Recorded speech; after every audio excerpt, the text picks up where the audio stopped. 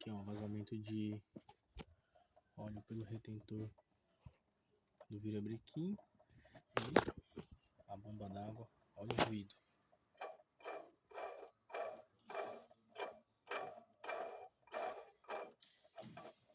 Ó, olha a folga.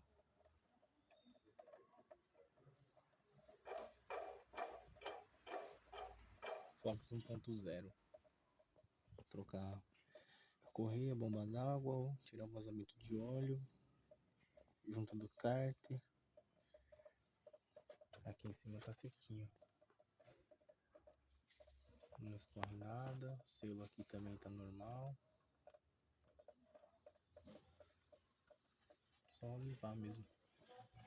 E tem um vazamentinho aqui também pelo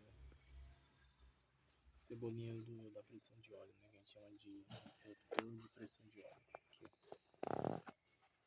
Esse perto do sextavado aqui. Esse mais em cima aqui.